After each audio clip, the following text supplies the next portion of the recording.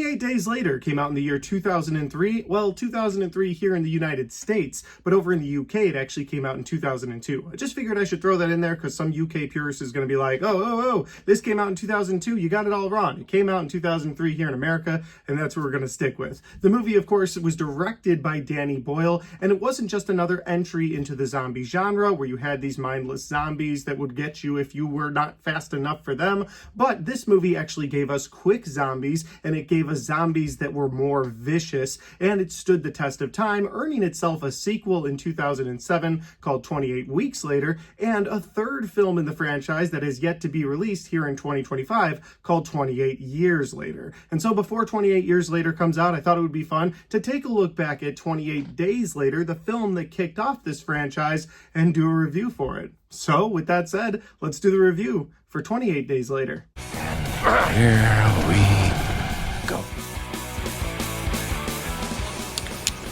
That is one big pile of shit. No, I shot him. Bullets in the fall killed him.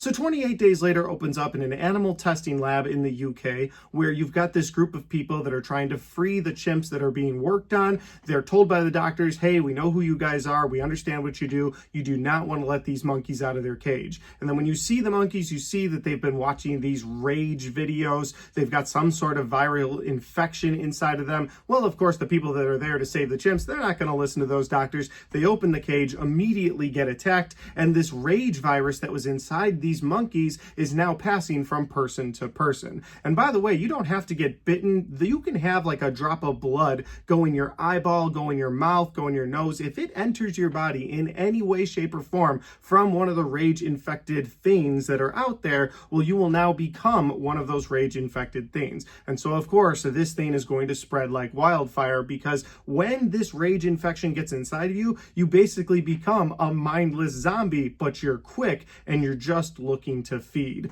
Well, then, of course, the movie fast forwards, you guessed it, 28 days later, and we are introduced to the star of this film, Jim, who's played by Cillian Murphy. And Jim wakes up one day in a hospital that's been completely abandoned. He has no idea why. You find out a little bit later that he was a bike courier. He got knocked off his bike, hit his head, ended up in a coma, and he's been in that coma for quite a while. And now that he's coming out of it, he had no idea that everything in his world had turned upside down. So when he gets out into the hospital lobby, the first thing he does, he starts getting a Pepsi and drinking it, putting a bunch of cans from the Pepsi machine inside of a bag because he has no idea what's going on. He goes out into the streets and they're just absolutely abandoned. It's a ghost town. He visits a church nearby, and that is where he runs into the first rage monster. It's a Catholic priest who is just out of his mind with rage and coming at him, and he just takes that bag of cans and whacks him in the head. And about this time, Jim runs into a couple of other survivors who haven't turned into rage zombie monsters yet, and they tell him that this is spread through Great Britain to the point where they've been quarantined off and no one is coming to help. And so now they are on their own living in this zombie world. Well, that is until they find a radio recording of someone saying that they have a military operation and people should come to that military operation if they want to be safe. So now Jim and his fellow survivors go to these military camp, and that is where they have to decide, is it safer on the inside with the military, or is it safer on the outside with the zombies? And that is the best synopsis that I can give you for 28 Days Later. If that sounds like a good time, well, you can stream this on multiple platforms. You can also try to pick it up on physical media, but if you didn't pick it up a couple years ago like I did, you're going to have a rough time because they stopped selling the Blu-ray, and so people have been selling that Blu-ray for so much money online. This is like gold in my hands right now, or at least until they decide to make a 4K, and then these will be worthless. But until then, you'll probably have to stream it if you don't own it already. Now I am going to get into my positives and my negatives for 28 Days Later, but before I do that, if this is the first time you found my channel, well, I would love for you guys to hit that subscribe button, check out all the different content on my channel, whether you like movie reviews or Blu-ray talk or ranked list videos. I've got a little bit of everything on my channel, and I'd love for you guys to check it out. All right, let's get into my positives and my negatives for 28 Days Later. My first positive in this movie is going to be the character work from so many different people throughout the film, the main survivors that you get to watch go through the events of this film. Of course, we already mentioned Cillian Murphy as Jim. He's an Oscar-winning actor, so I don't need to explain to you how good he can be, but he did such a great job as this person who's just coming into this world so much later than everyone else and trying to figure things out. Naomi Harris comes into this movie as a character named Selena, and she is one of the survivors that links up with Jim almost right off the bat, and they sort of have a relationship throughout this film, but it's more of one out of necessity. At first, Jim is heavily leaning on her for information and to keep him safe. By the end of the film, she's leaning on him to keep her safe. And then rounding out the other survivors that both Jim and Selena run into in this film, you have Brendan Gleeson as Frank. He does such a great job, has a very heartwarming story throughout this film. And then his daughter Hannah, played by Megan Burns in this film, she also gives a great performance. And then quite possibly my favorite character in this movie, a very dark and disturbing character played by Christopher Eccleston named Major Henry. And Major Henry kind of sees the world very skewed, and he's very polar opposite to Jim's character, whereas Jim would never leave someone behind. He would always do his best to take care of them, even though he's not a very strong individual. He wouldn't just leave someone because they were dead weight. Whereas Major Henry sees the world very differently. At one point in the movie, he says,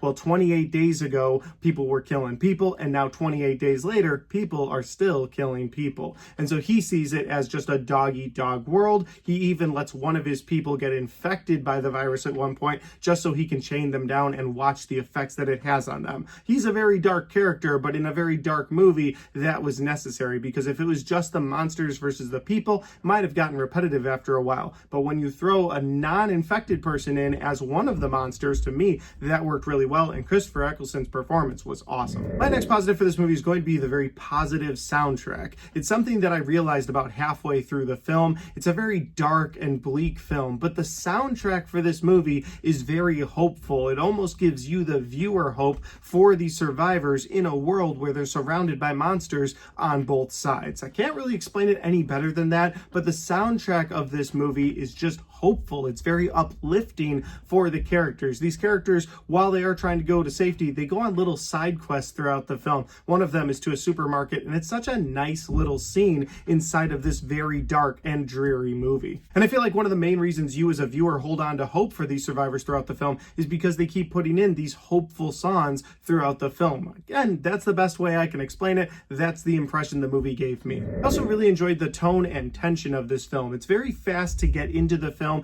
explain to you where the rage virus came from, and then it fast forwards 28 days, so you don't get to see the death and destruction in those first 28 days. But you do see the aftermath of it, and that's where the tone of this film comes in. I already said it's a very bleak movie, but I feel like the tone of this film is really just from the surroundings of what these survivors have to go through with everything shut down. And then along with that tone, you have the tension of what would you do in this scenario, and you watch as Jim and the other survivors just try to make it to the next checkpoint. They just try to make it past these things. There's moments of tension throughout this film, whether they think they hear something or they definitely see something coming at them. For instance, there's a great moment of tension in this film where they are in this car as a group trying to get to the military base, and they get a flat tire. But while they're trying to change that tire, this sea of rats just comes down the street, and they think, oh, this is disgusting. Wait, where are these rats coming from? And then they realize the rats were running from these zombified rage monsters who are now coming down the street at them. They're climbing over cars, and so you, the viewer, are just like, oh no, change the tire, get out of there. Like, they are mid-tire change when the attack starts to happen, and it's just a very great tension-filled moment, and it goes along with that tone of dread throughout the film. And my final positive is something that, of course, we were going to talk about. This is a zombie film, so we are talking about the blood and the violence. If you're there for the violence, you'll have to wait till the third act, but there's a lot of violence in that third act, and if you're there for the blood and the carnage, well, that's right off the bat. I mean, as soon as one of these rage chimpanzees gets out of the cage and they start taking out humans, well, then it's on. And from then on, you just get these nasty faces that are on these infected people, or you get these nasty scenes of these dead bodies that are just just all over the place, these infected bodies that are coming after the people who are just trying to survive. So if you're there for the carnage, you're there for the gore, and you're there for the action, well, this movie's got a ton of it, and I had to put that in my positives. That'll lead over to my negatives, and my first negative for this movie is going to be the very grainy camera work. Now, this movie was a low-budget film, but it doesn't feel like a low-budget film, maybe because of the great cast that they ended up getting in this film. Well, with Cillian Murphy, Brendan Gleeson, Christopher Eccleston, having those cast members in this film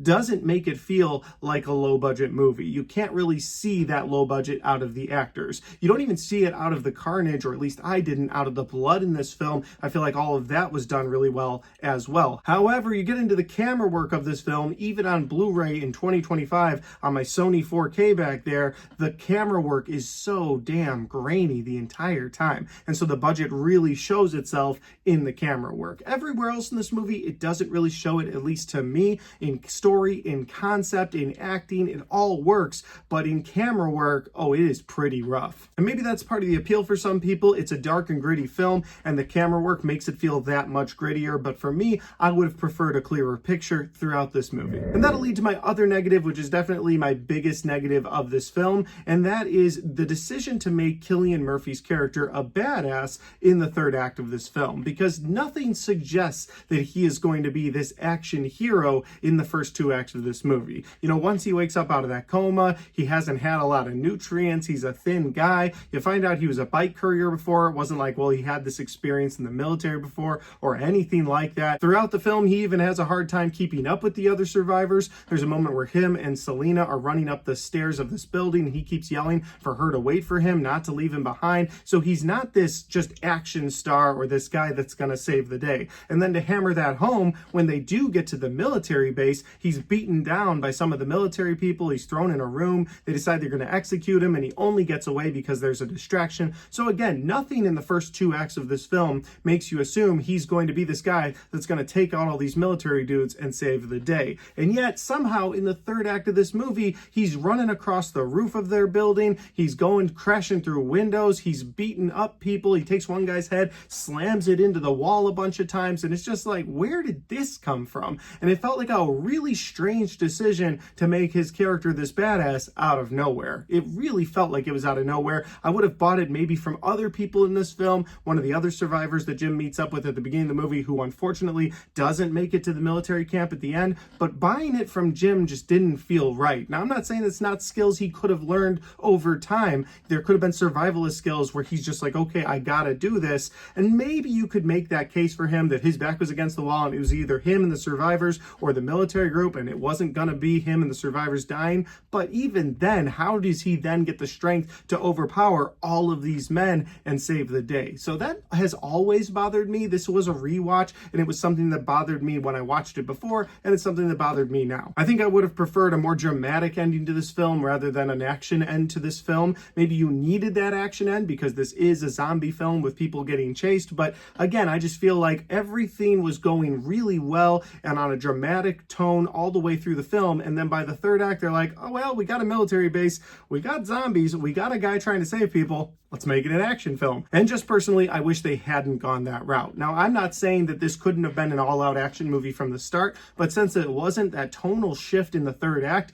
just didn't work for me. Overall, though, even with those negatives, I believe that this is a great entry into the zombie genre. Like I said at the beginning of this video, I do believe this revitalized the zombie genre, made it popular again. Of course, we have shows like The Walking Dead and so many other zombie-related things. Even Game of Thrones has a horde of zombies, and I know those are books, but I'm saying that this really made people want a group of zombies on the screen, whether it's the big screen or the small screen. And so I think this movie really helped with that. I think there's a lot to this movie, a lot you can get out of this movie. Again, it's a dark and gritty film, but it feels hopeful throughout. But as always, guys, those are just my opinions because that's my review for 28 Days Later. Have you guys had a chance to see this film? It's been out for a very long time, so I would hope you've seen it in the past. If you have, let me know in the comment section down below what your thoughts are on this movie. Maybe we agree or disagree. Maybe you didn't mind that action scene at the very end of this film, or maybe that bothered you too. Again, I'd love to know your thoughts on this thing. Finally, guys, if you like this video, don't forget to hit the like button because it helps the video, it helps the channel, and it helps me right here. Thanks for watching.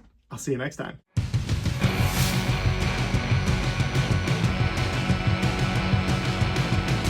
All right, guys, we got to the end of my 28 Days Later review. I am going to watch 28 Weeks Later on today, and that's exciting because I've never seen that one, so that'll be a first-time watch. And then, of course, we're going into the weekend of 28 Years Later, and I'm all kinds of excited. With all that said, if you want to check out any of the other content on my channel, well, I've got all of my horror movie reviews right there, and I've got all of my 2025 movie reviews right there.